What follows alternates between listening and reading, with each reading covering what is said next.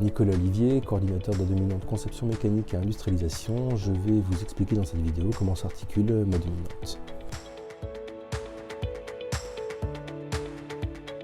Depuis toujours, l'homme a eu besoin de créer, d'innover, d'inventer.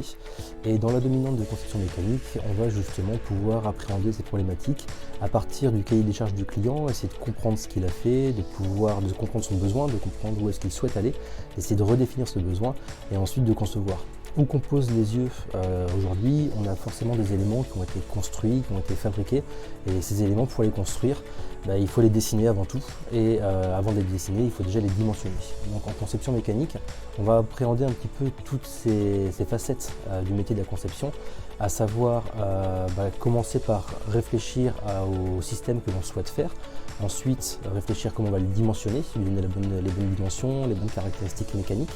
Donc pour ça, on va apprendre les matériaux, on va apprendre la résistance des matériaux, les modélisations par éléments finis pour pouvoir vraiment dimensionner et aller dans le détail de calcul de structure. Et ensuite, une fois que toutes ces phases sont définies, on va pouvoir commencer à concevoir et à dessiner.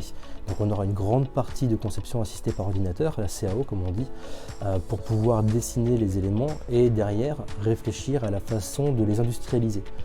Donc c'est une dominante qui est principalement axée sur du mode projet, à savoir qu'on commence par de la théorie sur le premier semestre, puisqu'il faut forcément avoir ces notions théoriques pour pouvoir travailler correctement, et à peu près à hauteur de 30% de la dominante. Et ensuite, sur le second semestre, on est presque uniquement en projet, puisqu'on a plus de 70% de projets, avec vraiment des industriels en face de nous et des problématiques réelles à résoudre pour pouvoir répondre à l'attente du client.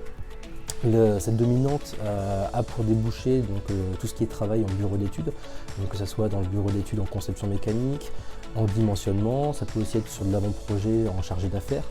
Donc ça peut ouvrir beaucoup de passerelles vers l'entreprise, de la conception jusqu'à l'industrialisation. Car tous ces produits qui ont été conçus, il faut bien les fabriquer derrière et penser aux chaînes de production qui vont les produire.